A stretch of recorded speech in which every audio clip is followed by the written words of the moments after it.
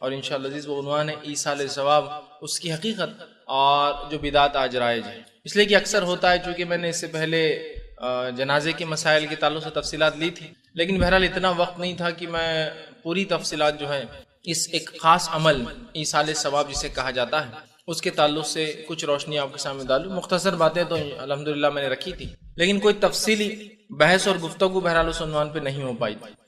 اور بہت سارے لوگوں نے جو اکثر سوال کیے موت کے تعلق سے، اس میں اکثر سوال موت پہ نہیں تھے، وہ موت کے بعد کے اعمال پہ ہی تھے کہ وہ ایصال کر سکتے ہیں کیا، قرآن خوانی۔ مطلب یہ تھا کہ لوگوں کو اشکالات میت سے زیادہ میت کو ثواب پہنچانے کے تعلق سے، کہ مر تو گیا انسان لیکن اب ثواب کیسے پہنچے۔ اور ایک عجیب سسٹم اور رواج ہمارے سماج میں دکھائی دے رہا ہے، وہ یہ ہے کہ جب انسان زندہ ہوتا ہے اس کی خدمت کر کے ثواب پانے کا اتنا جذبہ نہیں نظر آتا جتنا انسان کے مرنے کے بعد ایصال کرنے کا جذبہ نظر آتا ہے۔ مثال کے طور پر کسی کے دادا بیمار ہیں، نانی بیمار ہے، پھپھو بیمار ہے، چاچی بیمار ہے، مامی بیمار ہے، رشتہ دار بیمار ہے، تو جب بیماری میں دوا کی ضرورت ہے تو اس کے لیے پیسے کلیکٹ کر کے دینے میں وہ جذبہ نظر نہیں آتا۔ بیماری ہے، وسیلے چاہیے آپ کے پہچان اچھے ڈاکٹر سے تاکہ ان کا علاج سستے میں ہو جائے، وہ وسیلے دینے میں وہ جذبہ نظر نہیں آتا۔ بیمار کی خدمت میں فزیکل اس کو اٹھانا بٹھانا لٹانا جو ضرورت ہے، جو آپ کے محرم جن کو آپ ہاتھ لگا سکتے، یا بحالت مجبوری بیمار کو تو بہرحال ایک طبیب ہاتھ لگا سکتا ہے، وہاں وہ جذبہ نظر نہیں آتا خدمت میں۔ جو جذبہ وہی شخص اگر مر جائے تو اس کے لیے کھانا کھلانے میں، پیسے جمع کرنے میں جذبہ، مر جائے تو اس کے لیے ایصال ثواب، خبر کو پکی کرنے، خبر پہ روشنائی کرنے، خبر پر پھول ڈالنے، خبر پر چادر چڑھانے، مرنے کے بعد قرآن خوانی کرنے، 21 کلو چنے یا 50 کلو چنے یا کھجور بانٹنے، وہ تمام میں جو جذبہ نظر آتا ہے وہ زندگی میں نظر نہیں آتا۔ یہ بات بہت اچھی ہے کہ ہم اپنے میت کی بھی فکر کرتے ہیں، اپنے مردہ لوگوں کی بھی فکر کرتے ہیں کہ اللہ ان کی کیسے مغفرت کرے، کیسے ان کو بخشے، ایک اچھی فکر ہے۔ لیکن ظاہر سی بات ہے اسلام میں زندہ کی اہمیت مردہ سے زیادہ ہے، کبھی بھی زندہ کی اہمیت مردہ سے زیادہ ہے، کبھی بھی یاد رکھیے۔ پہلے زندہ پھر مردہ۔ تو ایک انسان جس کے ایصال ثواب کے لیے آپ سب کچھ کر رہے ہیں، میں امید کرتا ہوں اس کی زندگی میں بھی آپ نے اس کی بیماری میں اور اس کی تکلیفوں کو دور کرنے سب کچھ کیا ہوگا۔ اب آئیے، ایک انسان جو زندگی میں بھی لوگوں کی مدد کر رہا ہے، اس جذبے کو سمجھتا ہے، اب موت کے بعد بھی وہ چاہتا ہے کہ اس شخص کی مدد کی جائے، اس شخص کو ایصال کیا جائے۔ تو اب ایصال کسے کہتے ہیں اس کی وضاحت کر دوں۔ ایصال کا معنی ہوتا ہے پارسل، توشہ، یا ایسی کوئی چیز جو بعد میں بھیجی جاتی جو سہولت کی ہو، جیسے کہ ایک انسان کام کو چلا جائے اور بعد میں اس کے لیے ایک ڈبہ بھیج دیا جائے جو کہ سہولت کی چیز ہے، اسے کھانا ملتا ہے اور اسے کام آتی ہے، ٹھیک۔ تو ایصال ثواب مطلب بعد میں ثواب کا بھیجا جانا جو کہ انسان کو فائدہ دیتا ہے، تو ثواب بھیجا جاتا ہے۔ تو ایصال ثواب کا معنی ہوتا ہے بعد میں کوئی ایسے اعمال کرنا جن اعمال کا بدلہ میت کو ملے، جن ثواب کا بدلہ میت کو ملے، یا میت کے گناہوں میں تخفیف ہو۔ دونوں ہی باتیں، یا تو نیکیوں میں اضافہ ہو اس مرنے والے کی، یا تو اس کے گناہ کم ہو۔ اس کے لیے کیا کرتے ہیں لوگ؟ ایصال کرتے ہیں، پارسل کرتے ہیں، توشہ بھیجتے ہیں، بعد میں وہ کرتے ہیں۔ اب ایصال ثواب کا ریئل کانسیپٹ تو یہ ہے، حقیقی معنی اور کانسیپٹ تو یہ ہے، زندگی میں ایسا کر کے چلے جاؤ کہ مرنے کے بعد بھی اس کا ثواب ملتا رہے۔ ایصال ثواب کا ہرگز معنی یہ نہیں ہے کہ زندگی بھر کچھ نہ کرو اور مرنے سے پہلے رشتہ داروں کو وصیت کر دو، یا زندگی بھر انسان کچھ نہ کرے اور مرنے کے بعد اس کے دوست، احباب، بیٹا، بیٹی، رشتہ دار، والدین اس کے لیے کوشش کریں۔ نہیں، ایصال کا ریئل کانسیپٹ یہ ہے میں اور آپ ہماری موت سے پہلے اس کے لیے کچھ کر جائیں کہ میرے مرنے کے بعد بھی میرا اکاؤنٹ ثواب کا چالو رہے۔ جیسا کہ ہم میں سے ہر شخص سوچتا ہے، چاہے وہ جتنا بھی کماتا ہو، کہ اس کمائی کے بعد بھی کچھ ایک فکس انکم کا ذریعہ سورس بن جائے۔ کرتا ہے نہیں کرتا ہے؟ میں میری انکم 10,000 ہے، اب اس 10 میں سے میں کتنا بچا لوں؟ 5 سمجھو 3,000 میں بچاتا ہوں۔ اب یہ 3,000 کو کہیں اگر میں انویسٹ کرتا ہوں اور اگر 3,000 بھی کچھ مجھے دینے لگ جاتے ہیں مہینہ واری، تو یہ تو خوشی کی بات ہے نا، ہوتا ہے نا۔ تو ایصال ثواب یہی ہے کہ زندگی میں اعمال کروں اور کچھ ایسے اعمال کر کے چلے جاؤں کہ میرے جانے کے بعد بھی یہ اعمال اس کا بینیفٹ، فائدہ دیتے رہے۔ افسوس کی بات ہے بر صغیر میں، ہندوستان پاکستان، غلط کانسیپٹ ہم میں یہ آ گیا کہ ایصال ثواب کا معنی یہ ہے کہ زندگی میں انسان جو چاہے کر لے اور پھر مر کھپ جائے اور اس کے رشتہ دار ایڑی چوٹی کا زور لگا دے اس کی مغفرت کروانے کے لیے۔ نہیں، ایصال ثواب کی مثال ایسی ہے ایکسٹرا مارکس کے جیسی، جیسا کہ انسان ایگزام میں ہوتا ہے کہ اگر NCC لیتا ہے تو اس کو 2% مارکس ملتے ہیں، NSS میں جاتا ہے، نیشنل سروسز دیتا ہے تو 5% مارکس ملتے ہیں، سپورٹس کھیلتا ہے تو 5% مارکس ملتے ہیں نا۔ لیکن یہ کب ملتے ہیں مارکس معلوم آپ کو؟ جب انسان اپنے پرچوں میں پاس ہو جائے، 35 سے اوپر نمبرات لا لے تو پھر NCC کے 2 نمبرات، 4 نمبرات NSS کے، 5 نمبرات سپورٹس کے جڑ کر وہ 35 کو بڑھا کر وہ جو ہے 12 مارکس اور بڑھا کر کتنا کرتے ہیں؟ 47 کر دیتے ہیں۔ لیکن اگر کوئی انسان فیل ہو جائے 30 تو سپورٹس کے 5 مارک لگ کے وہ پاس نہیں ہو سکتا ہے، NCC کے 2 مارک، NSS کے 4 مارک لگ کے وہ پاس نہیں ہو سکتا ہے۔ تو لہٰذا ایصال ثواب تبھی فائدے مند ہے جب زندگی میں اچھے عمل کر کے چلے جائے، رب کے یہاں مغفرت کے دروازے اس کے لیے کھل جائے اور اس کے بعد بھی ایصال ہوتا رہے۔ لیکن خالی ایصال کی وجہ سے مغفرت ہو کہ عقیدہ شرکیہ، موت توحید پر نہیں آئی، گناہ کے اوپر زندگی گزاری، تو یہ ایصال فائدہ نہیں دے سکتے۔ ہمارے پاس تو عقیدے کا کیا حال ہے بولنے کی ضرورت ہی نہیں ہے، اور پھر ایصال کا معاملہ چالو ہے۔ زندگی بھر لوگوں کو تکلیف پہنچایا، اذیتیں دی، ستایا، اور پھر اس کے لیے 50 قرآن 100 قرآن، کیوں؟ بہت گناہ گار تھے نا تو زیادہ ایصال، یہ ایکسٹرا مارکس ہے ایصال۔ تو ایصال ثواب کا ریئل کانسیپٹ سمجھنا ہے تو یاد رکھ لیجئے، مجھے میری زندگی میں اپنا ایصال ثواب تیار کر کے جانا ہے۔ میرے رشتہ دار جو مجھے آج نہیں پوچھتے، پتہ نہیں کل کیا پوچھیں گے اور کیا ایصال کریں گے۔ میرے بچے جو آج میری قدر نہیں کر رہے ہیں، جس کا نتیجہ بھی میری تربیت کا ہی نتیجہ میں نے نہیں کی برابر، آج میری قدر نہیں کر رہے ہیں، تو کل کیا پتا میرے مرنے کے بعد کوئی دعا کر دے یا نہ کرے۔ تو سب سے بہترین چیز ہے میں مرنے سے پہلے اپنا ایصال آلریڈی تیار کر کے چلے جاؤں، اپنے بچوں پر ڈیپینڈ نہ رہوں۔ جیسا اپنے گھر کی تیاری آپ زندگی میں خود کرتے، پتہ نہیں بچے بناتے نہیں بناتے، یار اپنے کو اچھا گھر ہونا، ڈیپینڈ رہتے آپ کہ بیٹے میں نے آدھا چھت ڈال دیا، تم آدھا ڈال دینا میرے مرنے کے بعد، نہیں، پورا ہونا۔ اپنے ایصال کی تیاری خود کرے۔ لیکن شریعت نے ایسے کچھ طریقے بتائے ہیں کہ انسان جب چلا جائے تو جانے کے بعد اس کو ثواب پہنچایا جا سکتا ہے، یا اس کے لیے استغفار کیا جا سکتا ہے، اور وہ استغفار اللہ قبول بھی کرتا ہے۔ لیکن کس کے حق میں؟ توحید پر جس کا انتقال ہوا۔ گناہ تو کیے، ہر انسان کرتا ہے، لیکن توحید پر مرا اور توحید پر موت کے ساتھ ساتھ اپنے گناہوں سے تائب بھی تھا کہ اللہ بس یہ ہو رہا ہے، بس تو مغفرت کر دے تو معاف۔ سمجھ رہے آپ بات کو؟ تو اس کے حق میں ایصال قبول ہو جاتا ہے۔ مشرک، منافق یا کافر جو انسان مرتا ہے اس کے لیے کوئی ایصال فائدہ نہیں دیتا، پہلے یہ ذہنوں میں بٹھا لیجئے۔ اس کے تعلق سے ایک روایت آتی ہے، مسند احمد کی روایت ہے، نبی اکرم صلی اللہ علیہ وسلم کے پاس عمر ابن خطاب رضی اللہ عنہ آئے اور ایک مسئلے کا سوال دریافت کیا۔ سوال یہ تھا کہ عاصم بن وائل، ٹھیک، عاصم بن وائل رضی اللہ عنہ نے جو ہے، معاف کر، عاصم بن وائل نام کے ایک شخص نے دور جہالت میں ایک نظر مانی تھی کہ وہ 100 اونٹ ذبح کریں گا، ٹھیک۔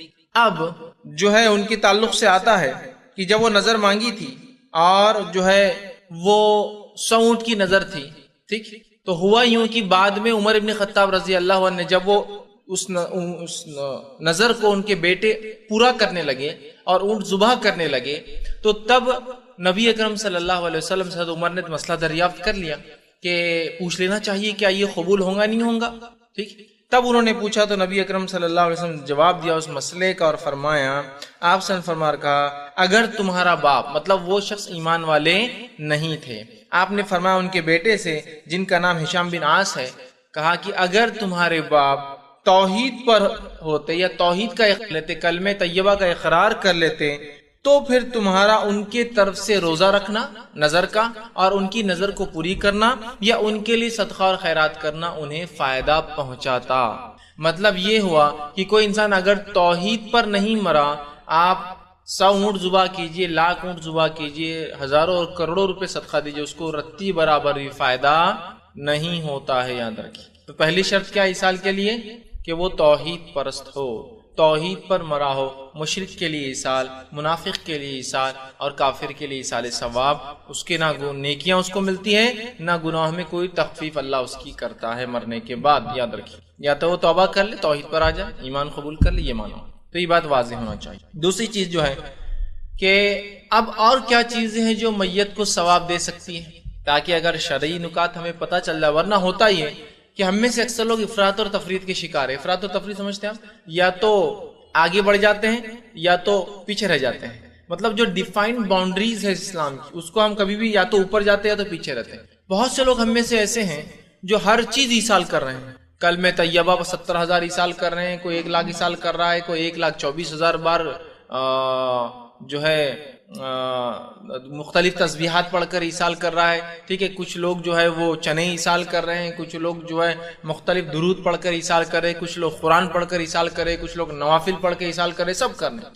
تو یہ تو ایکسٹریم ہو گئے، مطلب یہ کوئی شریعت کی حد میں نہیں ہے اور کچھ بھی کر رہے ہیں. کچھ لوگ ایسے بھی ہو گئے کہ ان کو لگا کہ یہ لوگوں نے بدعتیں اتنی کی، انہوں نے سیدھے سے ایصال کا انکار ہی کر دیا. ارے ایصال کچھ ہوتا ہی نہیں، زندگی میں جو ہے کر لو. نہیں، اسلام ان دونوں کے بیچ میں، اس بات کو ہم کو سمجھنا ہے. نہ افراط نہ تفریط، نہ آگے بڑھنا ہے نہ پیچھے رہنا ہے، یاد رکھیں. ٹھیک ہے، تو اصل کانسیپٹ کیا ہے ایصال کا، ریئل کانسیپٹ کیا ہے، اس کانسیپٹ کو میں رکھنے کی جو کوشش کروں گا. تو پہلی وضاحت تو میں نے کر دی، اپنے زندگی میں اپنے ایصال کا سامان تیار کر لو. دوسرا، مشرک کے لیے ایصال قبول نہیں ہوتا، نہ مغفرت کی دعا نہ کوئی ثواب. اب آئیے اس کے بعد کون کون سی چیزیں ایصال بن سکتی ہیں. تو پہلی چیز نیک اولاد، یہ ایصال بن سکتی ہے جو آپ کے لیے دعا کرے. دوسرا، صدقہ جاریہ، ایسا کوئی کام کر کے گئے ہو جس کا فائدہ بعد میں بھی لوگ اٹھا رہے ہو. تیسری چیز جو ہے کوئی جو ہے اشاعت دین کے لیے کوئی کام کر کے گیا ہو، جیسے کہ مسجد کی تعمیر کر دی ہو یا مسافر خانہ بنا دیا ہو. ٹھیک، یا پھر کوئی علم چھوڑ کر گیا ہو جس علم سے بعد میں لوگ فائدہ پہنچاتے ہیں. اب آئیے وہ حدیث آپ کے سامنے رکھ دیتا ہوں. یہ ابن ماجہ کی روایت ہے.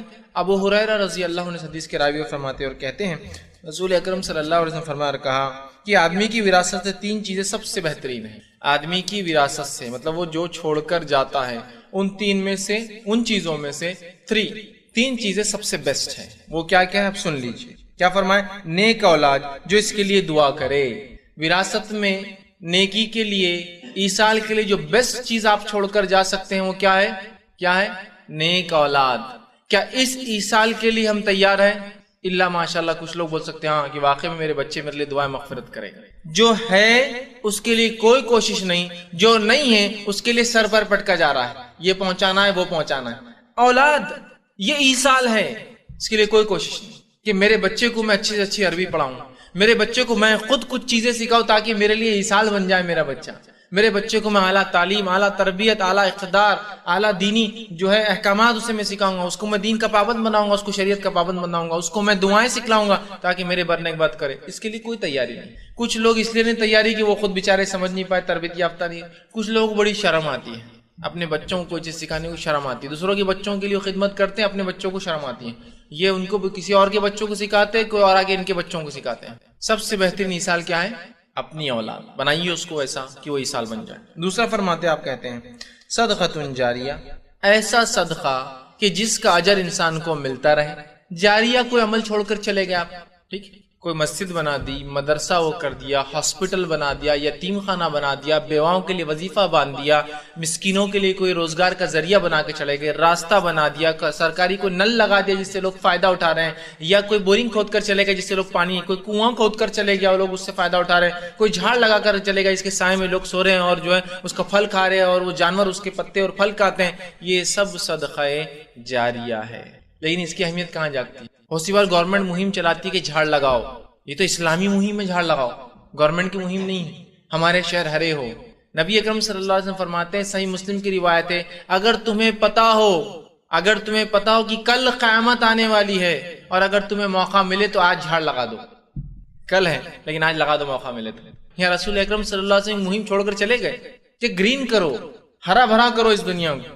کل قیامت آنے والی پتا بھی ہو تو آج موقع ملے جھاڑ لگا دینا چاہیے. کتنی اہم بات ہے نا. مطلب یہ نہیں کہ واقعے میں کل قیامت کسی کو پتا چلے گا، مطلب یہ کہ اگر تمہیں لگتا ہے کہ کل سب کچھ بھی برباد ہونے والا، کیا فائدہ، لیکن جھاڑ لگا سکتے ہو تو لگا دو. یہ معنی ہے. سمجھ رہے ہیں؟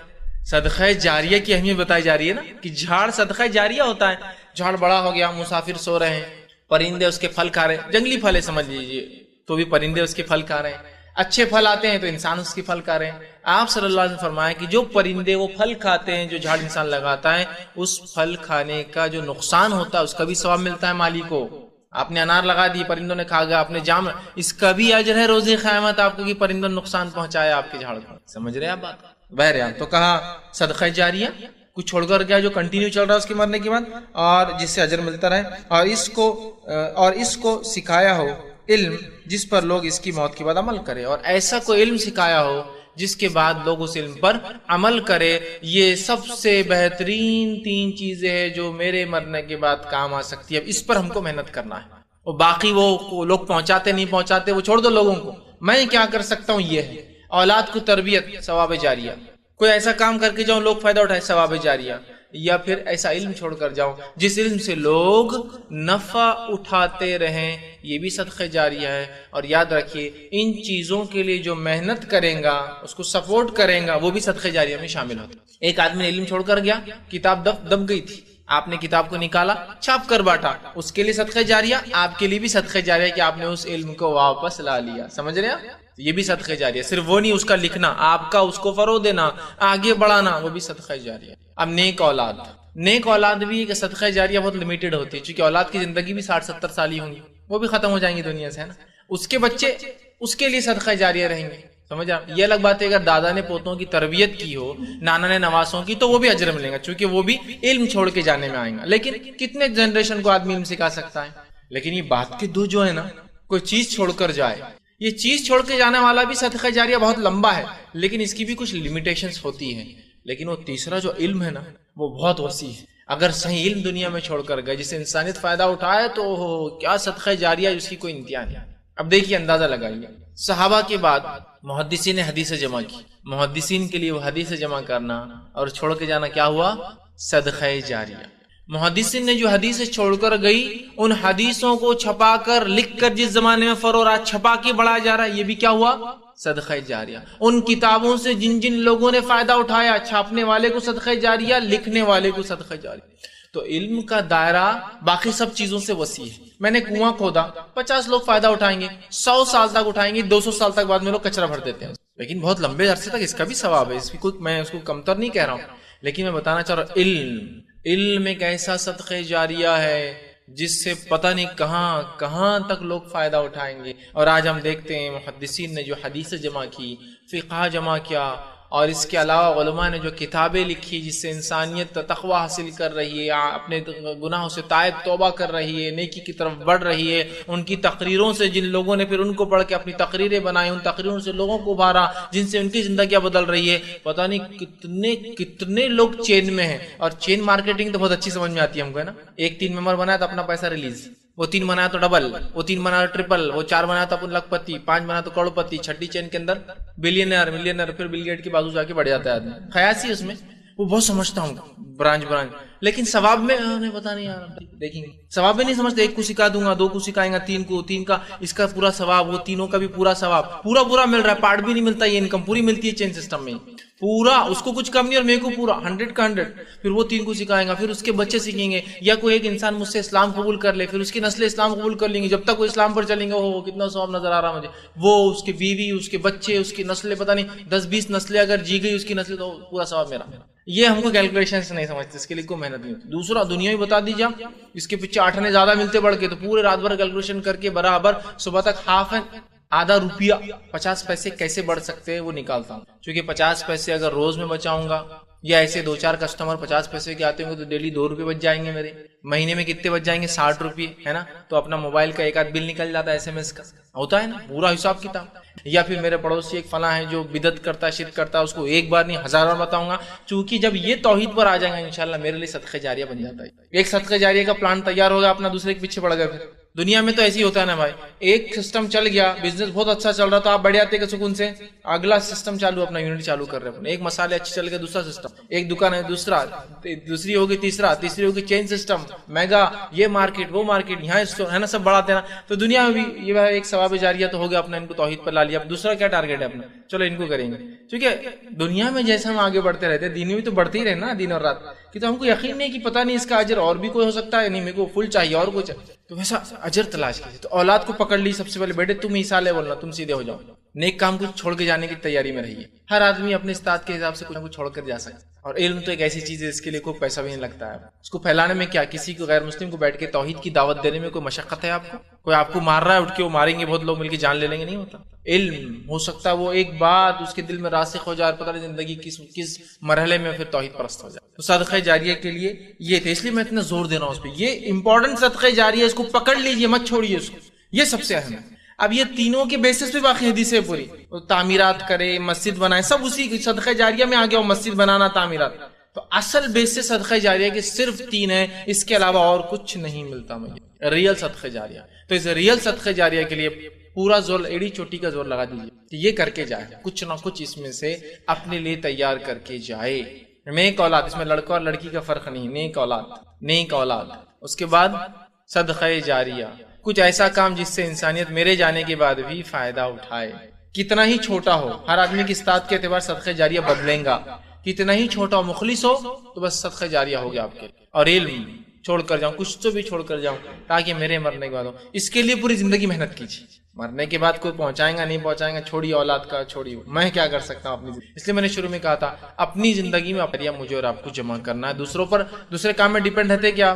بڑا بھائی بول رہا میں کما کے تم کو بھیج دوں گا، ارے یار وہ بھیجیں گا نہیں بھیجیں گا کیا ماننا. ڈیپینڈ رہتے کیا؟ ثواب میں بھی ڈیپینڈ نہیں، میں اپنا اپنا، وہ کریں گے نہیں کریں گے مجھے کرنا. دوسری روایت میں جو کہ صحیح مسلم کی، ابو ہریرہ رضی اللہ عنہ فرماتے اور کہتے ہیں رسول اکرم صلی اللہ علیہ وسلم فرمایا مرنے کے بعد انسان کے اعمال ثواب کا سلسلہ منقطع، ٹوٹ جاتا ہے، ختم ہو جاتا ہے، بند ہو جاتا ہے، لیکن 3 چیزوں کا ثواب میت کو مرنے کے بعد بھی ملتا رہتا ہے. پہلا صدقہ جاریہ، دوسرا لوگوں کو فائدہ اٹھانے والی کوئی چیز دے کر گیا ہو، تیسرا کوئی علم تیسرا اولاد چھوڑ کر گیا ہو جو اس کے مرنے کے بعد جو ہے اس کے لیے دعا کرے. اس میں بھی وہی بات آ گئی. تیسری روایت آتی ہے جو کہ ابن ماجہ کی ہے، نبی اکرم صلی اللہ علیہ وسلم فرمایا، ابو ہریرہ رضی اللہ عنہ حدیث کے راوی آپ نے فرمایا کہ مومن آدمی کے مرنے کے بعد جن اعمال اور نیکیوں کا ثواب ملتا رہتا ہے وہ یہ ہے، وہ اتنی باتیں ہیں. اور اس حدیث میں جو ہے آپ نے 5 باتیں بیان کی، لیکن پھر وہ تینوں میں سے 6 ہو، الگ نہیں کچھ. کیا ہے دیکھیے. پہلا فرمایا، پہلا وہ ہے جو علم ہے جو لوگوں کو سکھلا کر یا پھیلا کر گیا ہو. دوسرا فرمایا نیک اولاد ہے جو اس کے پیچھے اس نے چھوڑ گیا ہو. تیسرا فرمایا قرآن کی تعلیم جو لوگوں کو سکھائی ہو، تو یہ علم میں آ گیا، علم میں آ گیا، آلریڈی علم کا آ گیا، اس میں آ گیا. چوتھا آپ نے فرمایا مسجد جو تعمیر کرائی ہو، یہ صدقہ جاریہ میں آ گیا، مسجد ہو، مدرسہ، میں نے آپ کو بتا دیا. اور 5واں فرمایا مسافر خانہ جو بنایا ہو. تو اس میں جو 3 باتیں نہیں نکلی وہ کیا ہے؟ علم میں صدقہ جاریہ میں سب سے بہتر علم کون سا ہے؟ قرآن کا. اس لیے قرآن کا علم چھوڑ کر جائیے، بیسٹ جو ہے. علم چھوڑ کے جانے کا تو ثواب ہے ہی آپ کو. کوئی بھی علم جس سے انسانیت کو نفع ہو، چاہے وہ دین کا ہو یا دنیا کا ہو، کوئی ٹیکنالوجی ایجاد کر کے گئے جس سے انسانیت، وہ بھی آپ کو ثواب. لیکن اس میں سب سے افضل علم کون سا ہے؟ قرآن کا. اس کے بعد صدقہ جاریہ تعمیرات کے معاملے میں جو 2 چیزیں خاص بتا دی وہ کون کون سی ہے؟ ایک مسجد تعمیر کرے، چونکہ لوگ عبادت کریں گے اور پتہ نہیں وہ مرکز ہوں گی، وہاں جو ہے لوگ جمع ہوں گے، وہاں مشورے ہوں گے، اس بنیاد پر محلے کی اصلاح کے کام ہوں گے اور کیا کیا کچھ نہیں ہوگا، ہے نا. یہ ایک آپ کے لیے ثواب جاریہ ہوگا. اور ایک خاص ایمفسائز دیا گیا کیا؟ مسافر خانے بنانا. لیکن آج بہرحال یہ سب چیزیں ہمیں سمجھ میں نہیں آتی، ورنہ پچھلے زمانوں میں لوگوں نے الحمدللہ ان کو جزائے خیر دے. بہت سے لوگ فائدہ بھی اٹھاتے، فلاں مسافر خانہ میں جا کے آپ رہتے ہوں گے نہ کہیں شہر میں جاتے ہوں گے، سستا بھی رہتا، اچھا بھی رہتا. وہ صدقہ جاریہ کسی کا کیا ہوا ہے کہ لوگ آئے، فائدہ اٹھائے، مینٹیننس کو جو خرچہ ہوتا ہے لے لیا کیجیے. سمجھ آپ، صدقہ جاریہ ہے. تو خاص طور سے علم میں قرآنین، تعمیرات میں مسجد، اور اس کے بعد آپ نے خاص زور دیا مسافر خانوں پر. چاہے پھر بیت اللہ میں لوگ حج کے لیے آئے تو وہاں کے مسافر خانے ہوں، یا کسی شہر مسافر خانے ہوں جہاں لوگ آ کر اس سے فائدہ اٹھائے. اور امت مسلمہ میں یاد رکھیے جب مسلمانوں کی حکومت تھی، ان مسافر خانوں کا چلن اتنا عام تھا کہ چپے چپے میں مسافر خانے تھے جو لوگوں نے وقف کر رکھے تھے کہ جو مسافر آئے ان کو کرائے کی ضرورت ہی نہ پڑے. ہمارے نہ صرف مسافر خانے بلکہ گھوڑوں کے باندھنے کے کھوٹے، اور ساتھ میں گھوڑوں کے کھانے کا سسٹم، اور ساتھ میں اس مسافر کے لیے بھی کھانے کا سسٹم تیار ہوتا تھا کہ مسافر جہاں رہیں گا، شہر والے لائیں گے کہ مہمان ہیں، اس کے گھوڑے جانور کو تک کھانا کھلاتے. اس حد تک نظام تھا. آج بہرحال یہ تمام چیزیں ختم ہو چونکہ الگ ہی سال ثواب تیار ہو گیا ہمارے لیے. یہ سب ضرورت کا ہے ہم کو. ماڈرن ہے نا ہم تو، دین ماڈرن، سب سے ماڈرن ہے، اور وہ جب آیا تھا سب سے ماڈرن تھا اور قیامت تک یہی رہنے والا. اب اس میں کوئی تبدیلی نہیں. اب یہی کہاں ثواب جاری، اب دوسرے اپن کریں گے. مرنے کے بعد بیٹے 100 قرآن پڑھ دو، 50 رکعتیں پڑھ لینا، یہ کر دینا، یہ سب پتہ نہیں ہوگا. جو ہوتا ہے وہ یہ آئیے آگے. اسی طرح جو ایک اور روایت آتی ہے صحیح مسلم کی حدیث ہے، ابو ہریرہ رضی اللہ عنہ اس کے راوی آپ فرماتے اور کہتے ہیں کہ ایک آدمی نبی اکرم صلی اللہ علیہ وسلم دریافت کیا، میرا باپ وصیت کیے بغیر فوت ہو گیا ہے اور مال چھوڑ گیا ہے. میرے والد وصیت کیے بغیر فوت ہو گئے، انتقال کر گئے، اور پیسہ چھوڑ گئے، مال چھوڑ گئے. میں اس کی طرف سے صدقہ کروں تو کیا اس کے گناہ معاف ہوں گے؟ تو کیا میں اس کی طرف سے صدقہ کروں وہ مال تو کیا اس کے گناہ معاف ہوں گے؟ آپ نے فرمایا ہاں. اور بالکل سیدھی ریلیشن والی بات تھی. نہیں، انسان جو کماتا ہے اس کا اسے اجر ملتا ہے. اس آدمی نے کمایا بغیر وصیت کے مر گیا، لیکن وارث نے اس کے نام سے خرچ کر دیا تو اس کو ثواب ملے گا، ظاہر سی بات ہے، اور وارث کو بھی ملے گا. کیوں؟ اس لیے کہ وہ وارث کا حصہ تھا، لیکن وارث پھر بھی اس کے نام سے خرچ کر رہا. سمجھ رہے ہیں بات کو؟ لیکن اس میں یہ چیز کا دھیان دے، بہت سی بار میں نے دیکھا جب وراثت کا معاملہ آتا ہے تو بھائی کیا کرتے ہیں معلوم، وراثت لے لیتے اور بولتے بہنوں کا وراثت صدقہ کر دیا ابا کے نام سے، چونکہ تم کو ابا نے جہیز دیے تھے نا، یہ کیے تھے نا، وہ کیے تھے نا، تو تمہاری صدقہ اور ہماری ہم لیں گے. ارے واہ، یہ کون سا اصول ہوا بھائی؟ صدقہ تو اپنے مال سے خرچ ہوگا، بہنوں کا صدقہ کر سکتے آپ؟ وہ تو ان کو دینا پڑے گا، دینے کے بعد وہ صدقہ کرے خود کھا جائے، ان کی مرضی. یہ کیسا ہوگا آپ پہلے صدقہ کر دیں کسی؟ دیکھا ہوں میں نے ایسے کہ گھر ہے، بولے یہ گھر ہے یہ، اور گھر میں سے کتنے 3 مہینوں کا ایسے تمہارا صدقہ کر دے رہے ہیں ابا کی، تم کو ابا نے بہت کی محنت کی، تم پر یہ کی، نوکریاں لگائے، تمہاری شادیاں کی، یہ کیے، تو وہ ہو گیا اور ہم لوگ رہیں گے. یہ کون سا؟ وہ تو دینا پڑے گا. وارث آ رہا ہے کہہ رہا ہے میرے ابا کی کوئی وصیت نہیں تھی، لیکن جو مال ملا ہے انہی کا ہے جو وراثت میں، کیا میں خرچ کروں تو ان کو ثواب ملے گا؟ تو آپ نے کہا چونکہ ظاہر سی بات ہے وہ اس کا مال تھا، اور اب وارث کا ہے، لیکن وارث چونکہ صدقہ کر رہا ہے، وارث کو بھی ملے گا اور میت کو بھی. سمجھ رہے؟ بہت سے لوگ کیا کرتے، جھگڑا نہیں ہونا بلکہ وراثت میں پوری وراثت صدقہ نہیں، پوری وراثت صدقہ نہیں ہو. آپ کے گھر میں 10 حصے ہو رہے وراثت میں، 10 حصے کیے جائیں گے، آپ کو اپنا کرنا آپ کر دیجیے، آپ کو اختیار ہے. 9 کو آپ کو دینا پڑیں گے، یعنی دیکھو میں کر رہا ہوں اس لیے تم سب کو بھی کر دے رہا ابا کے لیے، نہیں، یہ 9 آپ کے ابو کرنا کیجیے، میں نے میرا کر دیا، ختم. آپ کو بھی اجر، ابا کو بھی اجر ملیں گا، یا امی کو بھی اجر ملیں گا، جو بھی تھا آپ جس کے آپ کو وراثت آئی اس کو بھی ملیں گا. سمجھ رہے ہیں؟ تو آپ نے کہا بالکل مل سکتا ہے، اور وہ صحابی نے اس کو خرچ کر دیا. سمجھ رہے ہیں بات؟ اب آئیے اسی طرح مسند احمد کی روایت ہے جو ہے سعد بن عبادہ رضی اللہ عنہ حدیث کے راوی فرماتے ہیں کہ نبی اکرم صلی اللہ علیہ وسلم ایک روایت سے عرض کیا گیا، اللہ کے رسول میری ماں فوت ہو گئی. ایک صحابی نے آ کے کہا اور فرمایا کہ مطلب انہوں نے یہ عرض کیا، معاف کرنا، سعد بن عبادہ نے، کہ میری والدہ کا انتقال ہو گیا ہے، کیا میں ان کی طرف فوت شدہ کی طرف کچھ، میری جو ہے ماں جو فوت ہو گئی ہے، کیا میں اس کی طرف سے صدقہ کروں؟ آپ صلی اللہ علیہ وسلم فرمایا ہاں تم صدقہ کرو اس کی طرف سے. تو انہوں نے سوال کیا، حضرت سعد بن عبادہ نے رضی اللہ عنہ نے کہ دریافت کیا کہ کون سا صدقہ بہتر ہے؟ تو آپ نے فرمایا پانی پلا لوگوں کو، پانی پلا لوگوں کو، اس لیے کہ عرب میں سب سے اشد ضرورت پانی کی ہوتی ہے. پانی کی بڑی آج نہیں ہے لیکن اس زمانے میں تھی. تو محدثین اس کی شرح میں لکھتے ہیں جو چیز جس زمانے میں سب سے زیادہ ضرورت کی ہو اس کو دینا چاہیے. اگر آج بھی پانی کی کمی تو پانی کیجیے، ورنہ آج حال یہ ہے کارپوریشن کے لل پانی دھڑا دھڑ لا کے گرا رہے آپ کے اس میں، کہ پھر بھی ایک آدمی بولتا ہے میں بور ماروں گا اس کے بازو. ضرورت نہیں ہے نا. اب پانی تو ایکسٹرا ہے، حدیث میں پانی کا لفظ ہے، لیکن پانی سب سے زیادہ اہم ضرورت تھی. حالت تو یہ تھی کہ ایک پانی سے کئی بار وضو کرنا پڑتا تھا. آپ کو مان، ایک تش میں پانی لے کے صحابہ وضو کرتے، اس تش میں وضو کر کے گرتا، پھر اوپر کا حصہ ہٹاتے، پھر نیچے کے پانی سے وضو کرتے. یہ حال تو تھا. پانی پینے کے لیے، جانور کے لیے بہت اہم تھا. ٹھیک ہے، تو لہٰذا پانی آج کے دور میں جو سب سے زیادہ ضرورت آپ کو لگتی ہو اس میں آپ ڈالیے. پانی آج ہم جس علاقے میں نیڈ نہیں ہے. ہاں کوئی کہے کہ میرے پاس پیسہ اور کیا میں افریقہ میں بورنگ کھداؤں، بہت افضل عمل، بالکل کھدائی جائے. وہاں پینے کا پانی اتنا گندا ہوتا ہے، لوگ اتنے گندے پانی پہ کی زندگی جی رہے، جن پانیوں کو ہم نالی کا سمجھتے ہو لوگ پی رہے ہیں. تو میں کہوں گا بہت آپ کے اثر رسوخ ہے، آپ کو لنک ہے، اور بڑا سستا بھی ہوتا ہے وہاں کا. آپ کرائیے افریقی غریب ممالک میں جہاں ایک بورنگ سے پتہ نہیں پورا شہر فائدہ اٹھا سکتا. ایسا کر سکتے ہیں، وہ کوئی مسئلہ نہیں. آج ہی وہاں ضرورت ہے، لیکن آج باقی علاقوں میں، اورنگ آباد جیسے علاقوں میں، مہاراشٹر کے علاقے میں کیا ضرورت ہے پانی کی؟ وہ ضرورت نہیں ہے کہ انسان مر جا رہے ہو پانی نہ ملے جیسا عرب میں تو. لیکن بہرحال یہ بھی ایک کام ہے، آپ کر سکتے ہیں، لیکن یہی ایک کام نہیں صدقہ جاریہ کہ ورنہ ہر کوئی میت مرتے ایک بورنگ کھدانا. ارے مسجد میں 2 بورنگ ہو گئی، نہیں میرے باپ کی بھی لی نا، تیسری بورنگ، چوتھی بورنگ. وہ بولتے ہیں یار کتنے بورنگ کرائیں گے، ختم ہو گیا نا معاملہ. نہیں کہیں اور نہیں کرانے کا، یہاں بہت لوگ آتے ہیں کراتے ہم بورنگ. کیوں؟ تو حدیث میں پانی کا لفظ ہے، لیکن ضرورت وہاں جہاں بورنگ کرا رہے نا، اس بورنگ کرنے والی کبھی حالت دیکھ کے کبھی اس کو دے دینا صدقہ کہ یار تو گھر بنا لے، اپنا 25,000 لے لے میرے سے. کیا زندگی گزارتا ہے. میں وہی کہہ رہا ہوں نا، میت کے لیے جو تڑپ ہے نا، زندوں کے لیے تڑپ باقی نہیں رہی ہم میں. وہ بورنگ کرنے والا پتہ نہیں وہ سڑی ہوئی روٹیاں کھا رہا ہے، پتہ نہیں کہاں سے لا کے سوکھی ہوئی ڈبا کے دیکھیے مشین کے نیچے سوتے رہتے. کبھی وہ خیال نہیں آتا کہ بورنگ ثواب جاریہ کے لیے اگر اس انسان کی زندگی بنا دوں گا تو یہ کیا ثواب جاریہ ہو. وہ کیلکولیشن ہی نہیں رہا، بس معاملہ الگ ہی ہے ہمارا. تھوڑا وہ ٹارگٹ کیجیے اپنے آڈینس کو، ثواب کو ٹارگٹ کیجیے، کہاں مجھے کرنا ہے، کس سے میں حاصل کروں اور کتنا مجھے لینا ہے ثواب. جیسا ہم منافع کیلکولیٹ کرتے ثواب بھی کیلکولیٹ کیجیے ہر چیز کے اندر. اسی طرح نیک اولاد جو کچھ بھی کام کرتی ہے اس کا ثواب از خود بخود والدین کو مل جاتا ہے.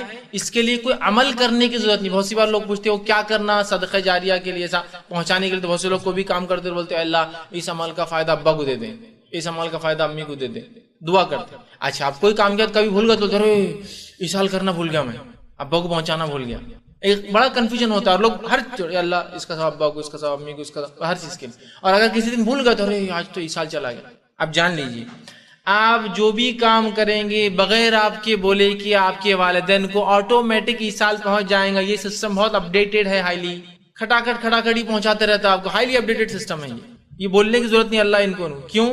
اس لیے کہ عائشہ رضی اللہ عنہا فرماتی ہے، یہ روایت جو ابن ماجہ کی ہے، آپ نے فرمایا اور کہا کہ نبی اکرم صلی اللہ علیہ وسلم نے فرمایا اور کہا کہ سب سے پاکیزہ تر کھانا وہ ہے جو انسان اپنے ہاتھ سے کماتا ہے، ہاتھوں سے کماتا ہے، اور آدمی کی اولاد اس کی کمائی سے ہے.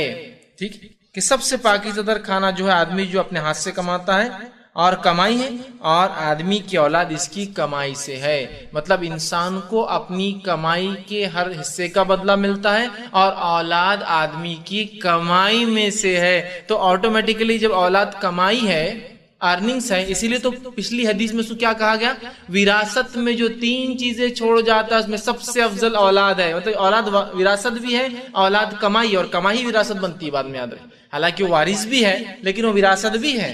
مطلب آدمی جو چھوڑ کر جا رہا ہے اس کی نیک اولاد اس کی وراثت ہے اور اس کی کمائی بھی ہے، اور ہر انسان کو اس کی کمائی کا بدلہ ملتا ہے. تو لہٰذا آٹومیٹیکلی جو نیک اولاد ہے، جو بھی عمل کرتے ہیں، وہ کہے نہ کہے اس کا اجر ان کے والدین کو شفٹ ہوتا رہتا ہے، چلا جاتا ہے. سمجھ رہے آپ؟ تو وہ خاص اللہ ان کو پہنچا دے، ان کو پہنچا دے. ارے آج تو بھول گیا میں پہنچانا. کوئی ضرورت نہیں. آپ جو کریں گے پہنچ جائیں گے، جو کریں گے پہنچ. ٹھیک. اسی طرح جو ہے دعا میت کے لیے نفع بخش ہوتی ہے، یہ بھی ایصال کی جا سکتی ہے. دعا میت کے لیے نفع بخش ہو سکتی ہے، اور میت کی نظر پوری کرنا جو اس نے نظر مانگی تھی، ٹھیک، اور جو ہے اس کے لیے استغفار کرنا، یہ بہترین تحفہ ہے. ٹھیک. حدیث کے الفاظ اس طرح سے ہیں. حدیث جو ہے مسند احمد کی روایت ہے، حضرت عائشہ رضی اللہ عنہا اس کی راوی و فرماتی اور کہتی ہے نبی اکرم صلی اللہ علیہ وسلم نے فرمایا کہ بقی جو مدینہ کے قبرستان ہے، آپ وہاں تشریف لے گئے اور اہل بقی کے لیے دعائیں کی. آپ نے بہت ساری دعائیں کی. جب گھر آئے تو حضرت عائشہ رضی اللہ عنہا نے پوچھا کہ آپ کہاں گئے تھے؟ تو آپ صلی اللہ علیہ وسلم فرمایا کہ میں بقی گیا تھا، اس لیے کہ مجھے حکم ہوا تھا. کس کی طرف سے؟ اللہ کی طرف سے مجھے حکم ہوا تھا، اور فرمایا مجھے اللہ کی طرف سے اہل بقی کے لیے دعا کرنے کا حکم دیا گیا تھا. مطلب نبی اکرم صلی اللہ علیہ وسلم نے اہل بقی کے لیے دعائے مغفرت کی، یاد رکھی. ٹھیک. ویسے بقی کا نام بقی غرقد یہ زیادہ صحیح نام ہے. جنت البقی اس کو کہنا یہ ثابت سنت سے نہیں ہے. بقی غرقد چونکہ اس میں غرقد نام کا ایک پودا اگتا تھا، اس لیے اس کو بقی، جیسے ہر قبرستان میں کچھ نہ کچھ اگتا ہے، وہاں ایک جھاڑ اگتا تھا اس کو غرقد بولتے ہیں. تو بقی غرقد یہ سنت سے نام ثابت ہے، جنت البقی نام ثابت نہیں. ٹھیک. بہرحال تو بقی غرقد مجھے حکم دیا گیا تھا میں جاؤں اور اہل بقی کے لیے دعا کروں. اسی طرح دوسری روایت آتی ہے جو عبداللہ ابن عباس رضی اللہ عنہ حدیث کے راوی، بہقی کی روایت. آپ نے فرمایا اور کہا میت کی مثال قبر میں ایسی ہوتی ہے، جو لوگ مر جاتے ہیں ان کی مثال قبر میں ایسی ہوتی ہے کہ ڈوبنے والے اور فریاد کرنے والے کی طرح. قبر میں انسان کی کیفیت ایسی ہوتی ہے جیسا ڈوبنے والا سامنے کھڑے ہوئے انسان کو فریاد کرتا ہے مجھے ڈوبنے سے بچاؤ. تو آپ فرماتے ہیں قبر میں میت کی مثال ایسی ہوتی ہے جیسے ڈوبنے والا فریاد کرتا ہے، فریادی اس طرح ہوتی ہے جو اپنے ماں باپ بھائی یا کسی دوست کی دعا کا منتظر رہتا ہے. مطلب جیسا ڈوبنے والا سامنے بچانے والے سے منتظر رہتا ہے کہ تم مجھے بچاؤ، اسی طرح ایک میت قبر میں منتظر ہوتی، انتظار کرتی ہے کہ اس کے ماں باپ اگر زندہ ہو تو اس کے دوست، اس کے بھائی، اس کے دوست، یا دوست سے مراد کوئی بھی رشتہ دار بھی اس میں انکلوڈ ہو جائیں گے. ظاہر سے جب دوست کا درجہ آگے رشتہ دار ہے، وہ انتظار کرتا ہے، منتظر ہوتا ہے کہ کوئی اسے دعا دے دے، اس کے لیے دعا کرے، پہنچا دے. تو آپ منتظر رہتا ہے. جب اسے دعا پہنچتی ہے تو اسے دنیا کی ہر چیز سے زیادہ محبوب ہوتی ہے. اور جب اسے کوئی دعا دیتا ہے، اللہ میرے دوست کی مغفرت کر، میرے چچا کی مغفرت کر، میرے ماموں کی مغفرت کر، میرے والدین کی مغفرت کر، میرے جو بھائی کی مغفرت کر، اللہ ان مسلمانوں کی مغفرت کر، اللہ ان شہداء کی، آپ جب بھی کرتے ہیں تو وہ انسان کو اتنی خوشی ہوتی ہے، یا اس کا معنی ہوتا ہے خوشی ہوں گی روز قیامت، چونکہ اب تو وہ عالم برزخ میں، یا واللہ عالم چونکہ غیب کا معاملہ ہے، اتنی خوشی ہوتی ہے جتنی خوشی دنیا میں کسی چیز کے پانے سے انسان کو نہیں ہوتی. تو کیا ہم اپنے میت کے لیے دعا نہیں کریں گے؟ اور ایسا بہترین سسٹم کہیں سے بھی کیجیے، چاند پر بھی اگر جانے کا موقع ملے وہاں سے بھی کیجیے تو یہ پہنچ جاتا ہے، ورنہ ہی غلط فہمی۔ اب خبر کے پاس نہیں جاتے دعا کیسے کریں؟ کوئی ضرورت نہیں کسی کی خبر کے پاس جانا اور دعا کرنے کی، آپ کہیں سے بھی کیجیے، اے اللہ ان لوگوں کی مغفرت کر، اس زمین والوں کی، اس زمانے والوں کی، ان لوگوں کی، فلاں شہداء کی، فلاں مجبور کی، فلاں مسکینوں کی، فلاں لوگ جو فلاں ظلم میں مارے گئے، فلاں لوگ جو فسادات میں مارے گئے، اے اللہ ان قبرستان والوں کی، اللہ میرے بھائی کی، اللہ میرے چچا کی، میرے رشتہ داروں کی، میرے والدین کی، میرے سرپرستوں کی، میرے استاد کی، جس کے لیے بھی آپ کریں گے اس کو اتنی خوشی ہوتی ہے، وہ انتظار کرتا ہے اس دعاؤں کا، اتنی خوشی ہوتی ہے کہ دنیا میں جو کچھ تھا یا دنیا میں جو سب سے محبوب زیادہ پسند ہے اس سے زیادہ اس کو پسند ہو۔ ٹھیک، آگے فرماتے بے شک اہل دنیا کی دعا سے اللہ تعالیٰ اہل قبور کو پہاڑوں کے برابر اجر ادا کر۔ اہل دنیا کی مطلب جو دنیا میں لوگ زندہ ہے، ان زندہ کی دعا کی وجہ سے اللہ رب العزت قبر میں دفین لوگوں کو پہاڑوں کے بڑے بڑے برابر اجر دیتا ہے۔ تو کیا یہ اجر نہیں پہنچائیں گے؟ کچھ دوسرے پہنچانے کے چکر میں لگے ہیں، یہ ہے جو پہنچتا ہے، یہ پہنچ رہا ہے، تو پہاڑوں کے برابر اجر اللہ سبحانہ تعالیٰ ان کو پہنچاتا ہے۔ مردوں کے لیے زندوں کا بہترین تحفہ ان کے لیے استغفار ہے، مردوں کے لیے سب سے بہترین گفٹ جو آپ دے سکتے ہیں تحفہ وہ ان کے لیے استغفار کا معنی کیا ہوتا ہے؟ ان کے لیے دعا کرے اللہ ان کے گناہوں کو معاف کر، ان کے درجوں کو بلند کر، انہیں جنت میں اعلیٰ مقام دے، اسے کہتے ہیں استغفار۔ تو سب سے بہترین گفٹ جو میت کو آپ دے سکتے اور جو میں دے سکتا ہوں زندہ ہونے کے ناطے وہ کیا ہے؟ دعائے مغفرت۔ یہ کہاں ہو رہی ہے؟ یہ سب ملتا ہے، جو نہیں ملتا ہے اس کے چکر میں لگے، چیئیں اور چنے اور کھجور اور قرآن اور کیا کیا ہم کر رہے ہیں، یہ ہے جو ملتا ہے۔ یہاں کہیں اب تک آیا قرآن پڑھ دے تو مل جاتا ہے، 2 رکعت نفل پڑھ دے تو مل جاتا ہے؟ آئے گا اب تک؟ یہ بدنی عبادتیں نہیں ملتی، کچھ ملتی ہے، آ رہا ہے تذکرہ اس کا، بس ختمے بہ چکی، اور تھوڑی باتیں ہیں جو ملتا ہے، اس کے بعد بات ختم ہو جائیں گی۔ یہ ملتا ہے، اس کے علاوہ نہیں ملتا، اس کا مطلب یہ جب بتا دیا مطلب یہ ملتا ہے، اس کے علاوہ نہیں ملتا ہے۔ آگے آئیے، ابو ہریرہ رضی اللہ عنہ فرماتے ہیں، یہ مسند احمد کی روایت، آپ نے فرمایا اور کہا رسول اکرم صلی اللہ علیہ وسلم نے فرمایا کہا، اللہ عز و جل جنت میں نیک آدمی کا درجہ بلند فرماتا ہے۔ اللہ عز و جل جنت میں ایک نیک آدمی کا درجہ بلند کر دیتا ہے، اس کے مقام بڑھا دیتا ہے۔ تو وہ آدمی عرض کرتا ہے، اے اللہ، یا اللہ، یہ درجہ مجھے کس لیے حاصل کر دیا آپ نے؟ کیوں میرا مقام آپ نے بڑھا دیا، جبکہ میں تو اس کا اہل نہیں ہوں، اس لائق نہیں ہوں، اور نہ میرا نام عال میں کوئی ایسی نیکیاں نظر آ رہی ہے جو مجھے یہ مل جائے؟ چونکہ وہاں تو ایک ایک حساب چلے گا نا، ہر آدمی کی پاکٹ میں کتنا اس کے حیثیت سے چیزیں خریدتا ہے نا، تو آپ کو اس کے بکٹ دیکھ کے سمجھ میں آتا ہے جو مال میں کسی کیا حیثیت ہوگی، کیا ضرورت ہے، ہوتا ہے نا۔ اب اس کو بھی پتا ہے میرے ہے ہی نہیں میرے پاکٹ میں یہ چیز جو مجھے مل رہی ہے، تو پوچھیں گا ایسا کیوں ہو رہا ہے؟ تو اللہ فرمائیں گا، وہ کہیں گا اللہ کیوں حاصل؟ اللہ تعالیٰ فرماتا ہے تیرے بیٹے نے تیرے لیے استغفار کیا ہے، تیرے بچے نے استغفار کیا، بلکہ تیرا درجہ بلند۔ بیٹے کی دعا ملتی، لیکن کہاں ہوتا ہے یہ؟ ہم بیٹے سے کہاں ہوتا ہے؟ بیٹیاں بہت کر رہی ہیں حدیث میں الفاظ، لیکن بیٹے کا ہے، بیٹی کی بھی ملیں گی انشاءاللہ، لیکن دیکھیے حدیث میں الفاظ آتا ہے باپ کی دعا بیٹے کے حق میں رد نہیں ہوتی، کہ تو عموماً باپ بیٹے کے لیے دعا اور بیٹا باپ کے لیے دعا کرتے نہیں، کیوں؟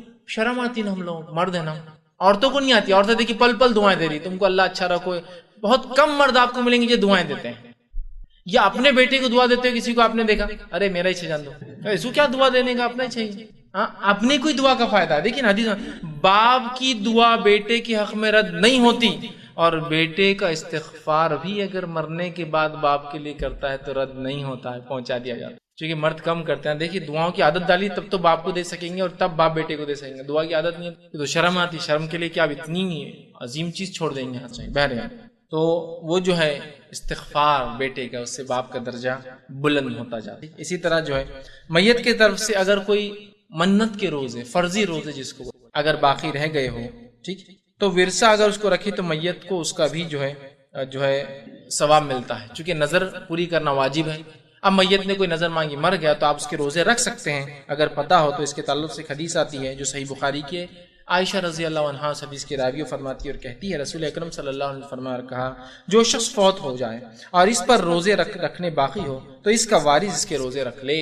جو شخص مر جائے اور روزے باقی، آپ کو پتا ہے والد نے منت کے 10 روزے مانگے تھے، نظر کے 3 روزے مانگے تھے، 5، تو وارث اگر رکھ دے تو اس کو کیا ہوتا ہے، اس کا اجر ملتا ہے، اس لیے کہ رکھ لے کہا نا تو مطلب مل جاتا ہے۔ تو آپ یہ پورا کر سکتے ہیں۔ اب یہ کہاں پورا ہوتا ہے؟ کوئی سوچ نکو بھائی ابا کتنے بھی روزے مانگ لیے، اپن کیوں پوچھنا، پوچھ کے تو اپن پھنس جا رہے، پوچھو ہی مت، ہو رہا ہے نہیں ہو رہا ہے۔ جو پہنچتا ہے وہ نہیں پہنچاتے، جو نہیں پہنچتا ہے اس کو مطلب جس کو بولیں گے جو جاتا ہے اس کو نہیں بھجا رہے، جو نہیں جاتا اس کو گھسڑ کے بس میں ڈال رہے، اب تو جائی تو کچھ جانا ہی پڑے گا۔ وہ بول رہا میں جاتا ہی نہیں ادھر، میرا کام ہی نہیں ہے۔ یہ حصال جاتا ہے، یہ جاتا ہی نہیں ہے حصال جو ہم کر رہے ہیں، جو پہنچتا ہے اس کو پہنچائیے۔ اسی طرح جو ہے میت نے اگر کوئی ایسی نظر مانگی ہو جو شرعی نظر ہو، غیر شرعی نظر پوری نہیں کر سکتا، وہ حرام ہے۔ شرعی نظر مانگی ہو، ایسا روزے تو ایک چیز ہے، اس کے علاوہ کوئی نظر مانگ لیا، اللہ اس کو صدقہ دوں گا، پڑوسی کو یہ کام کر دوں گا، اس کو چھوڑ دوں گا، اس کی نوکری میں لگا کے دے دوں گا اگر اللہ میرا یہ کام، کوئی نظر، کوئی بھی شرعی نظر مانگی ہو، عبادت کے معاملے میں کچھ بھی شرعی نظر مانگی ہو، اور اگر وہ پورا نہ کر سکا ہو، اس کے وارث پورا کرے تو اس کو ثواب ملتا ہے۔ آئیے حدیث اس طرح سے ہے، یہ صحیح مسلم کی روایت ہے، نبی اکرم صلی اللہ علیہ وسلم فرماتے ہیں، اور عبداللہ بن عباس رضی اللہ عنہ حدیث کے راوی وہ کہتے ہیں کہ حضرت سعد بن عبادہ رضی اللہ عنہ نے رسول اللہ صلی اللہ علیہ وسلم سے اپنی ماں کی نظر کے بارے میں سوال کیا۔ ایک تو پہلے سوال کیا پہنچانا، آپ سوال کر رہے ہیں کہ ان کی والدہ کی کوئی نظر مانگی ہوئی تھی، منت مانگی ہوئی تھی، نظر کے بارے میں سوال کیا جسے پورا کرنے سے پہلے وہ فوت ہو گئی ہے، تو آپ صلی اللہ علیہ وسلم نے فرمایا اپنی ماں کی طرف سے نظر پوری کر، مطلب وہ نظر کو آپ پوری کر دو۔ تو اگر آپ کی میت جو ہے کوئی نظر کر کے جاتی ہے جو جائز نظر تھی، اس نظر کو وارثین کیا کر سکتے ہیں، پورا کر سکتے ہیں۔ مثال کے طور پر اگر مجھے فلاں ہو جائے تو اللہ میں 1000 روپے صدقہ دوں گا، اب لیکن وہ نہیں رہے تو آپ والد والدہ کی طرف سے 1000 روپے صدقہ کر سکتے ہیں، اس کا اجر ملنا۔ اے اللہ میرا فلاں کام ہو جائے تو میں ان کو پیسے دوں گا، اور آپ کے سامنے بولے وصیت جیسا کہ دیکھو بھائی میں ایک نظر مانگا ہوں اور یہ ان کو دینا ہے، آپ کو پتا ہو تو نظر کو آپ لے جا کر پوری کر دیں گے کہ بھائی ہمارے ابا نے ایک نظر مانگے تھے زندگی میں، لیکن یہ امی نے یا جو ہے چچا نے یا ماموں نے، جو بھی آپ اگر وارثوں میں ہیں تو میں جو ہے چاہتا ہوں کہ 1000 روپیز یہ ہے، ٹھیک، تو یہ آپ بالکل جو ہے کر سکتے ہیں۔ اسی طرح جو ہے میت کی طرف سے ورثہ اگر کوئی قرض ادا کرنا ہو، ادا کر دے تو اس کا بھی اجر ہے۔ میت کی طرف قرض ہے کوئی، اور یہ تو سب سے پہلے ادا کرنا ہے، کیونکہ جو ہے جنازے کے مسئلے میں نے یہ سب چیزیں لے لی تھی، اس لیے میں لمبا پورا نہیں دہراؤں، اس لیے کہ قرض اتنا اہم چیز ہے کہ نبی اکرم صلی اللہ علیہ وسلم فرماتے ہیں کہ ایک انسان شہید ہو جائے، پھر زندہ ہو، پھر شہید ہو جائے، پھر زندہ ہو، پھر شہید ہو جائے، اور ایسا کئی بار بھی ہو، لیکن اگر اس پر ادھار تھا، اس کے اوپر جو ہے قرض باقی تھا، تو اس کی مغفرت نہیں ہوتی، اور زمین و آسمان کے بیچ میں اس کو معلق، اس کے معاملے کو، اس کے فیصلے کو ٹال دیا، چھوڑ دیا جائے۔ تو شہید کی معافی نہیں ہے تو باقی کس کی معافی ہوگی؟ تو اپنا قرض کے لیے وصیت کر جائے کہ بچوں یہ قرض ہے، رشتہ داروں یہ قرض ہے، وارثوں یہ قرض ہے، یہ چکانا اور پھر کرنا، کیوں تو کبھی ہوتا ہے زندگی میں قرض انسان نہیں چکا پاتا، جس گھر میں رہا وہی قرض پہ لیا ہے، ظاہر مرنے کے بعد تو اس کو بیچنا ہے، تو وارث وراثت بننے سے پہلے قرض نکل جائیں گا۔ تو گھر لیا تھا 5 لاکھ لے کے بنایا تھا، کچھ 1 آدھ لاکھ دے دیا، 4 باقی تھے، مر گیا تو اب دینا ہے تو گھر بیچیے، جب گھر بکیں گے ظاہر سی بات ہے کاسٹ تو زیادہ ہی آنے والی ہے، تو وارث اپنا حصہ لے، 4 لاکھ اس کو سب سے پہلے دیا کہ بھائی 4 لاکھ آپ ادھار تھے نا، زندگی میں تو رہتے تھے اس وجہ سے نہیں دے پا، لیکن مرنے کے بعد تو وارث اپنا اپنا کرے، لیکن میت کو ریلیز کر دے اس کے برڈن سے، اس کے قرضوں سے، اور اس کو نکال دے۔ آپ صلی فرماتے ہیں، یہ جو ہے نسائی کی روایت ہے، اور ابو قتادہ رضی اللہ عنہ حدیث کے راوی فرماتے ہیں ایک انصاری کا جنازہ لایا گیا، آپ صلی اللہ علیہ وسلم نے نماز کے لیے آپ جنازے کی آئے، آپ نے فرمایا کہ کیا اس پہ کوئی قرض ہے؟ ہم نے کہا، تو آپ نے کہا کہ پھر اپنے ساتھی کی نماز تم پڑھ لو، میں نہیں پڑھوں گا اس کی نماز، تاکہ بتاؤں کہ اس پہ قرض تھا، قرض رکھنا اچھی بات نہیں۔ اب ہوا یوں کہ اس کے بعد ابو قتادہ رضی اللہ عنہ آگے بڑھ کر اللہ کا اس کا قرض میری طرف میں دے دوں گا، تو کہا کہ اپنے وعدے کو پورا کروں گے قتادہ؟ تو کہا پورا کروں گا، تو کہا پھر ٹھیک ہے، پھر آپ نے جنازے کی نماز پڑھا۔ تو پتہ چلا میت کی طرف سے قرض دیا جا سکتا ہے، پہچان والا بھی دے سکتا ہے، وارث بھی دے سکتا ہے، اور غیر وارث، چونکہ ابو قتادہ اس کے وارث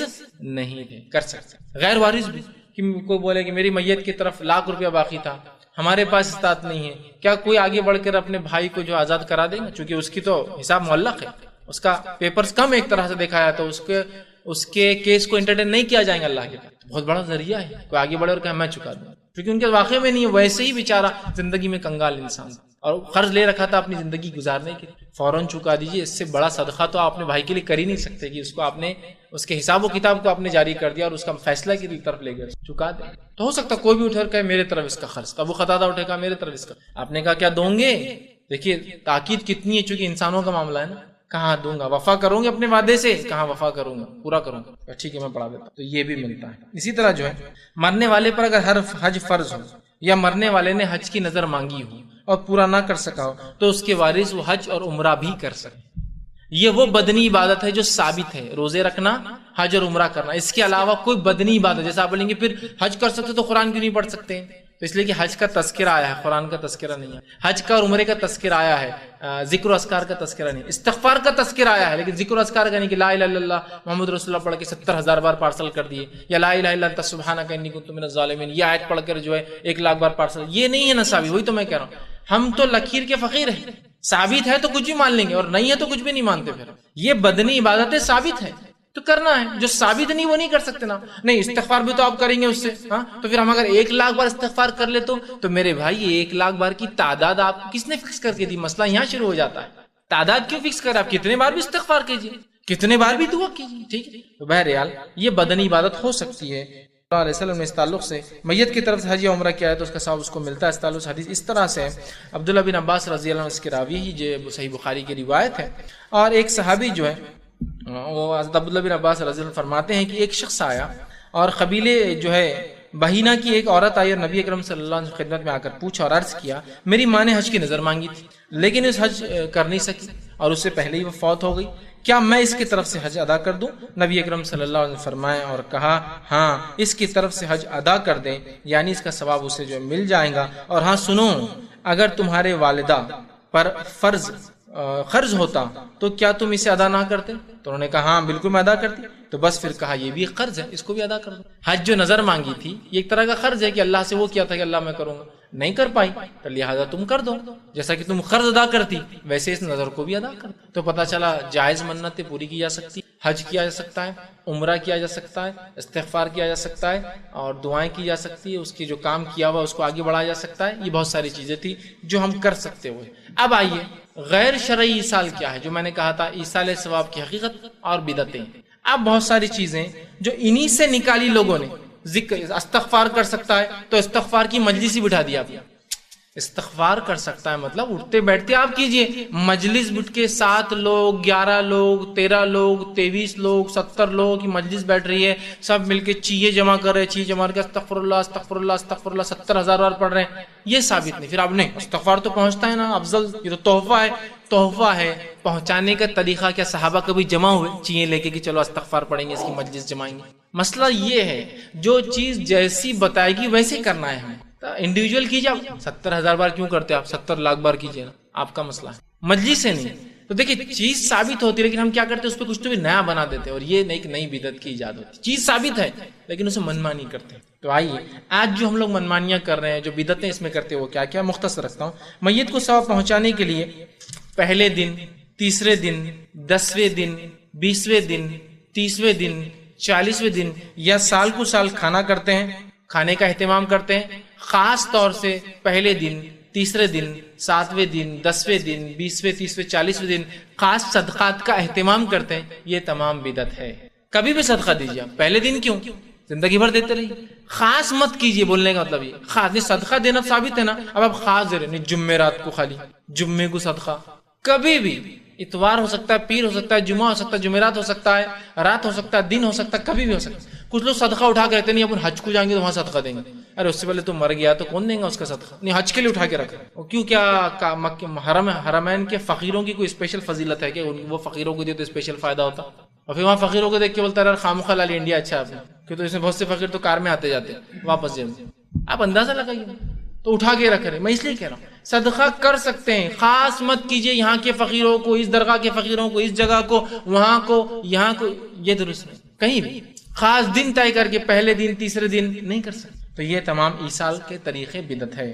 اسی طرح جو ہے قل کی مجلس کرنا، اللہ صمد کی مجلس کرنا، یہ بھی طریقہ سنت ثابت نہیں، یہ بدعت میں آئے گا. اس کا کوئی ثواب میت کو. قل کی مجلس، قل اللہ احد، قل کی مجلس بولتے صرف اتنا پڑھتے ہیں قل اللہ احد، قل اللہ احد، قل اللہ احد. اللہ صمد کی مجلس، اللہ صمد، اللہ صمد، اللہ صمد کی مجلس رہتی ہے. 1.25 لاکھ بار چیزیں پڑھتے ہیں، عورتیں جمع ہوتی ہیں اور بچوں کو جمع کرتے ہیں، محلے والوں کو جمع کرتے ہیں، مسجد میں ہوتا ہے اور اس کے لیے اسپیشل مقدس چیزیں ہوتے ہیں وہاں. حالانکہ پتہ نہیں کس کس نے چوس کے تھوکا ہوا ہے وہ چیزیں. اس میں کیا ہوتے ہو، کبھی آپ کے جو ہے چیکو میں کیا ہوتے ہیں، کبھی آپ کے سیتافل میں کیا ہوتے ہیں اور کبھی املی میں کیا ہوتے ہیں. ہاں بس تو یہ چلتے ہیں. اور علاقوں میں پتہ نہیں کیا کیا چیزوں کے طور پہ استعمال ہوتا ہے. ہاں اب تھوکے ہوئے اس کو آپ جمع کر رہے ہیں دھو دھا کے اور اس پہ، اور اتنے مقدس ہوتے ہیں کہ ان چیزوں کو بیماری میں کچھ لوگ پیس پیس کے کھاتے بھی. میں نے دیکھا تھو اس سے کوئی شفا ثابت نہیں ہے. ایک تو شفا ثابت ہونا ایک الگ چیز ہے، اس پر کوئی چیز دم کی جائے جائز بھی ہے. نہ املی کے چیزوں سے کوئی شفا ثابت ہے، نہ آپ کے جو ہے ان بیجوں سے جو سیتافل کے کوئی شفا ثابت ہے کہ بھائی بیماریوں میں علاج ہوتا ہے. اس سے کس بھی کڑوے ہوتے ہیں ایک تو اور کھا رہے ہیں. بلکہ چیزوں سے تو ہم پتہ ہے پیٹ میں بیماریاں ہوتی بہت ساری ان چیزوں سے.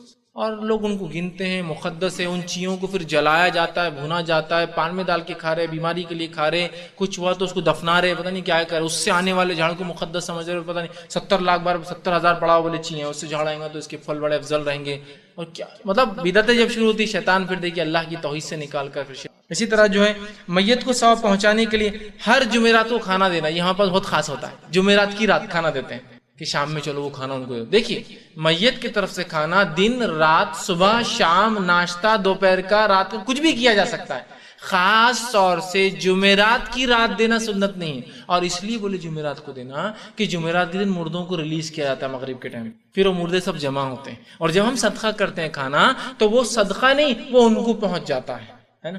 اور دلیل تو بہت بہترین ہے، یہ ہمارے حاتم تائی ہے، ایک دن حاتم تائی نکل جاتے ہیں، جمعرات کی رات ہوتی ہے، ایک قبرستان میں پہنچتے تو سارے مردوں کو آسمان سے کھانا اترتا رہتا ہے، حاتم تائی پکچر سب نے دیکھی ہوں گی، سب مردے کھاتے، ایک مردے کو کھانا نہیں آتا، حاتم تائی چلے جاتے ہیں، علم غیب بھی ہوتا ہے، ان کو پوچھتے ہوئے تم کو کھانا کیوں نہیں آیا، تو بولے میرے وارثوں نے کھانا نہیں بھیجا، تو جمعرات کے دیکھو وہ کتنا افضل ہے، عورتیں بالکل پلو ولو ڈال کے حاتم تائی دیکھتی نا وہ ڈھونڈتے رہتا کہ آگے 7 سوالات کے جواب، تو دیکھو حاتم تائی میں بولے مردوں کو کھانا ملتا، اپنی میت کو پہنچا دینا تو ابا بھوکے بیٹھے ہوئے ہوں گے، سوچنا بھی شروع کر دیتا ابا برے حال میں بھوکے، سب لوگ کھا رہے، وہ اپنے پڑوسی کا مردہ کھا رہا ہوں گا، یہ مردہ کھا رہا ہوں گا اور ابا بھوکے ہیں، تو فوراً یہ ایصال کرنے کے چکر میں لگے، پارسل کر رہے ہیں ان کو دھڑا دھڑ۔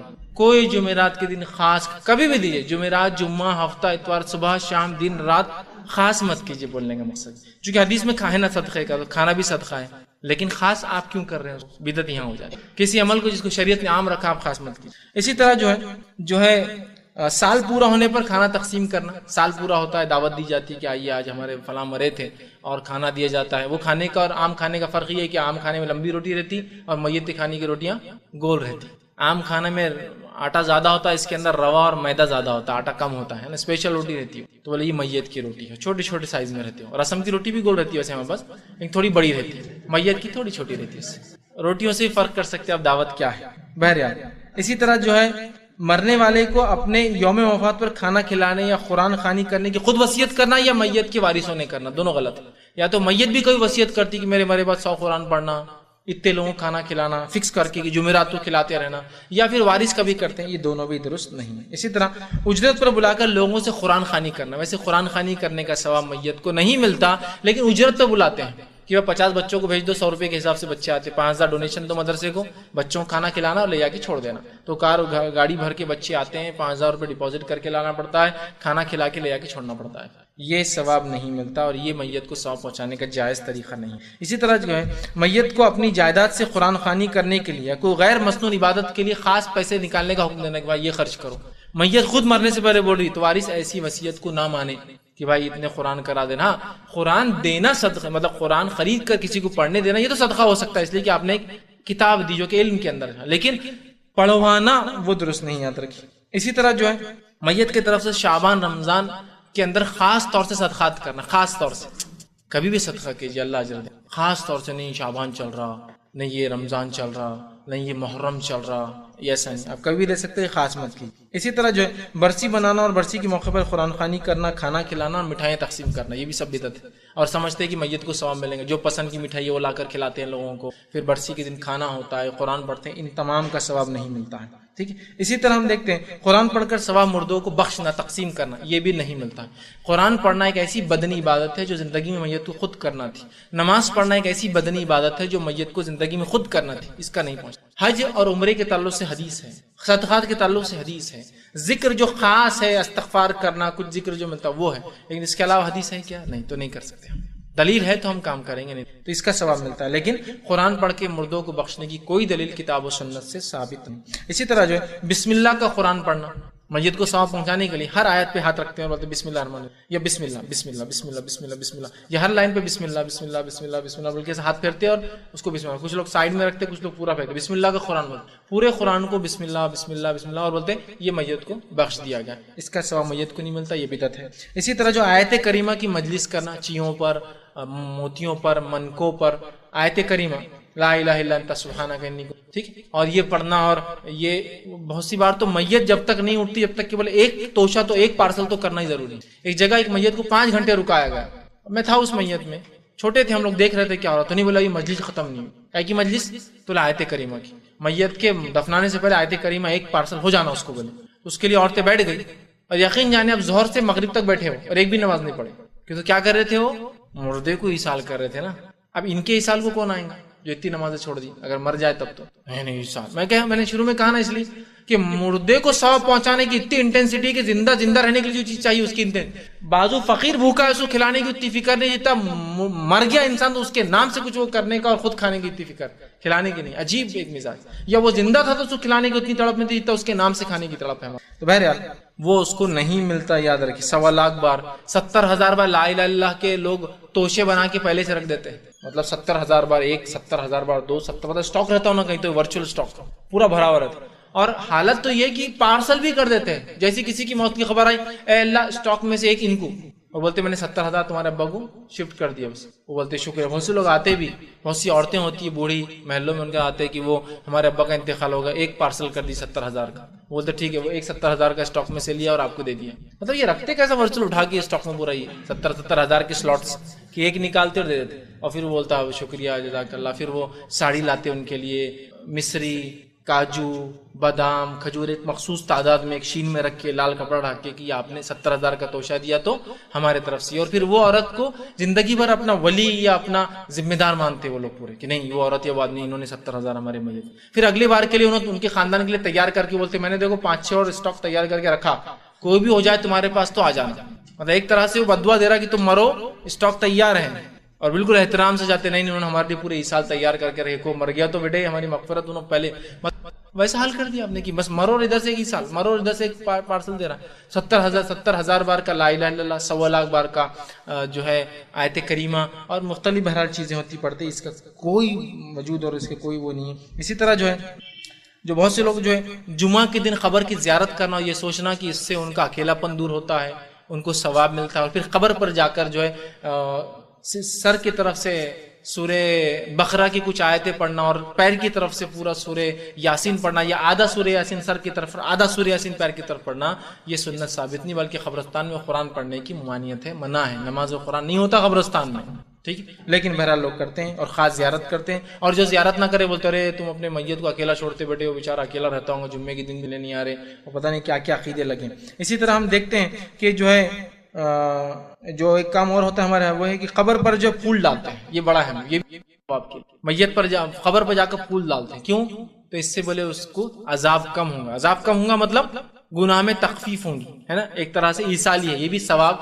ایصال کیا ہوتا ہے؟ یا تو ثواب پہنچانا یا گناہوں میں تخفیف کرانا، اس کو ایصال بولتے ہیں. تو کیا ہے وہ خبر پہ جاتے اور پھول ڈالتے. کیوں پھول ڈال رہے خبر پہ؟ یہ تو بولے یہ پھول ڈالنے سے حدیث میں آتا ہے، صحیح مسلم کی روایت، حوالے بڑے یاد رہتے اپنے وفات کہ وہ دو خبریں تھی، اللہ کے رسول وہاں سے گزرے اور کہا کہ ان دونوں پہ عذاب ہو رہا ہے، کوئی بڑی چیز کی وجہ سے نہیں. مطلب ایک گناہ جس کو معمولی سمجھتے تھے دونوں، ایک کو پیشاب کے چھینٹوں کو، دوسروں کو چغل خوری کی وجہ سے. لہٰذا آپ نے ایک کھجور کی ٹہنی توڑی اور ٹہنی کو دونوں خبروں پہ رکھ دیا اور کہا کہ جب تک یہ ٹہنی ہری رہیں گی انشاءاللہ ان پر عذاب نہیں ہوگا. تو لہٰذا ہم بھی کیا کر رہے ہیں، ہمارے میت کی اور دوسرے خبروں پر بھی ثواب سب کا چاہیے نا. زندگی میں کبھی سب کو پھول نہیں دیے، پھل نہیں دیے، کھلا، لیکن ابھی ثواب چاہیے. سب کے خبروں پر بھی پھول ڈال دیتے ہیں اور اپنی میت خبروں بہت سے پھول ڈالتے ہیں. یہ بھی ایک بدعت ہے اور یہ ایصال کا طریقہ نہیں. کیوں بدعت ہے؟